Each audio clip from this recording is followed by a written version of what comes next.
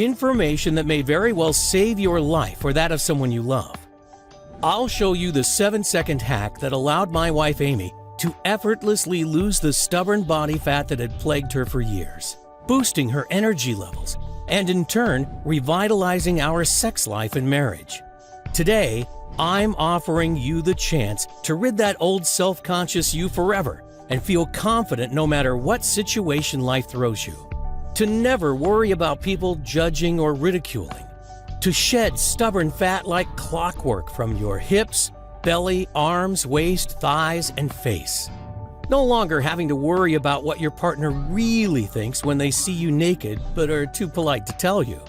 And the shame you feel when people watch you eat. Instead, you'll be able to eat whatever you want, whenever you want, without guilt or embarrassment.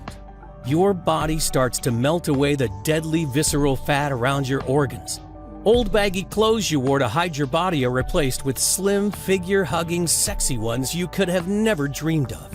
Your energy, vitality, and enthusiasm returns to you in abundance, and you start to look younger as the glow and elasticity of youth returns to your skin and body, leaving you happier, healthier, and feeling more sexy than you have in years, even decades.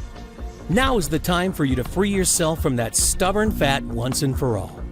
If that sounds good to you, then you'll want to stick around to the very end, because I promise you, you can melt away those extra pounds with nothing more than my crazy once-a-day 7-second routine. Yes, it's really that easy. So listen up and let me quickly introduce myself because we don't have much time. Hi, my name's Adrian Thomas. I'm not a scientist, I'm not a nutritionist, and I'm not a guest lecturer at Yale. Instead, I'm a retired paramedic, father of 3 wonderful kids, and live with my wife Amy in California. I've served my community and the lives of many Americans for over 2 decades. I was on the ground helping during both Hurricanes Katrina and Rita in 2005. Every day, I am reminded how precious and fragile life can be. And I've seen firsthand the devastation obesity has caused to people's health across our great nation.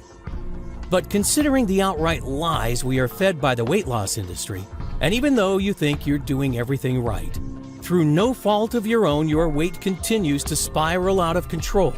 And that's what happened to Amy. Her story may resonate with you as it did with many of our close friends. It all started over 30 years ago. We were high school sweethearts and both skinny as a rake. Like most young people, we took our health for granted, enjoying life and everything that came with it. Sure, we were young, but we knew we wanted to spend the rest of our lives together.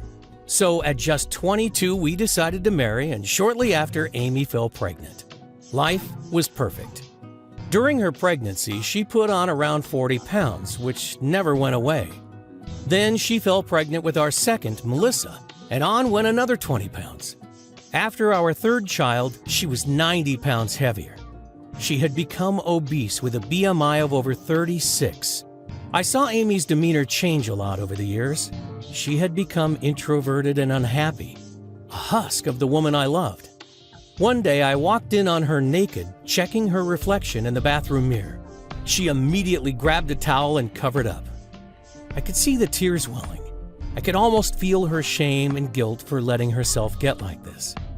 But Amy's defense mechanism was to always bury her head in the sand. She knew how much those pounds had added up, but she didn't want or know how to confront it, ignoring her need for larger clothes and the very real consequences on her health, such as being out of breath after walking up steps, as well as feeling ashamed about her appearance during intimate moments, and being afraid she was an unhealthy example for our kids. Eventually, we simply couldn't ignore it any longer. Our doctor confirmed what we both knew already. Amy had to lose weight or possibly suffer serious health issues, or worse. And of course, he recommended the standard procedure straight from the textbook, a calorie-controlled diet and exercise plan. And so the roller coaster of emotions began. Because with every success Amy had at losing weight, she would inevitably put it all back on shortly after, plus a little bit more. I mean, she tried everything.